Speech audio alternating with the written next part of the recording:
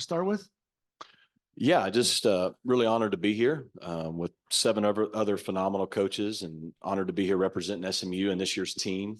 Pretty cool. I know for any coach, just the history of Coach Bryant and what he did for our game, and for all of us that grew up wanting to coach. And then for me, being from the state of Arkansas, which is also his home state, it's kind of unique, kind of cool. So just honored to be here with some great coaches for a great cause, and yeah, just honored to represent our team from this season.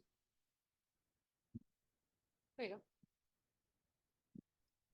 go. Congrats on an awesome season.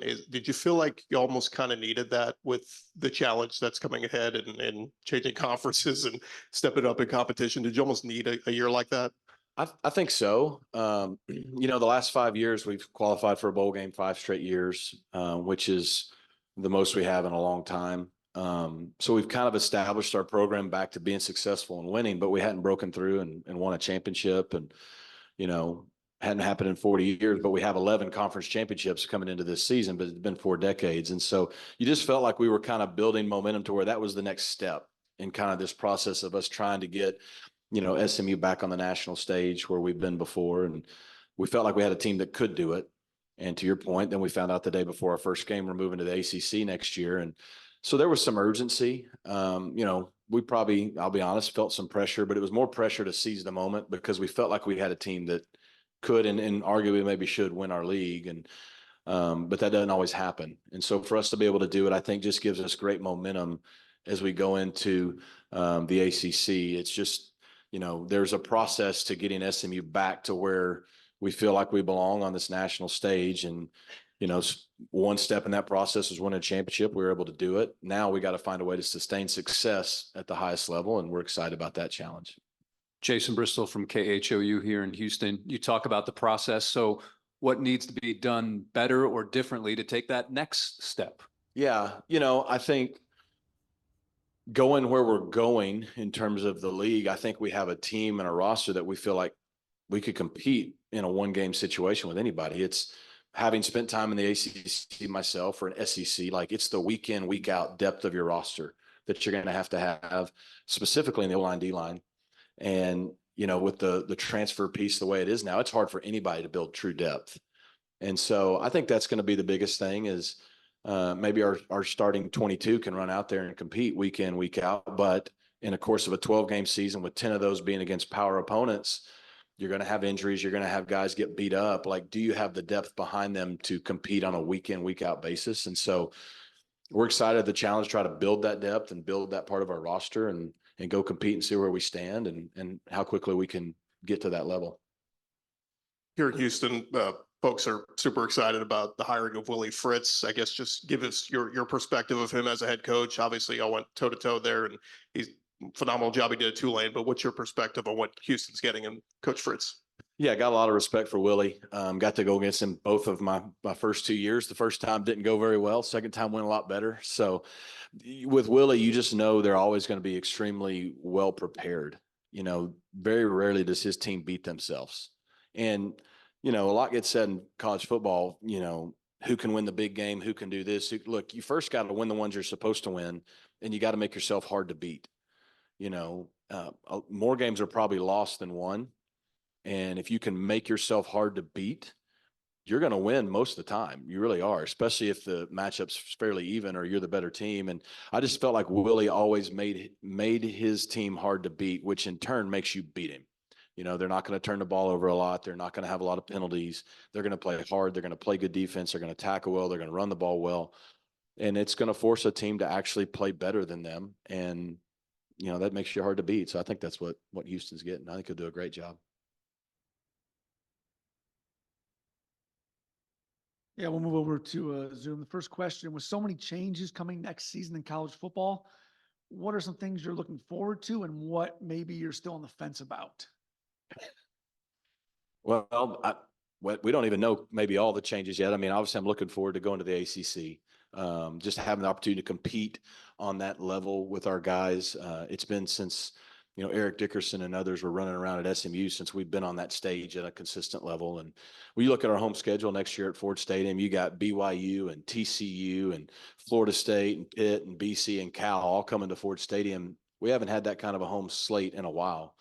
And so just excited, we still get to go to places like Stanford and Virginia and Duke and Louisville as well. So just to have that opportunity for our guys to compete, I'm excited about that. With the terms of college football, I mean, it looks like we'll have maybe talking the headset and iPads on the sideline. So all those kind of things, but unique conference realignment things are exciting. The rest of the stuff, they don't really ask us, all the transfer stuff and all the things that are really making our game challenging right now.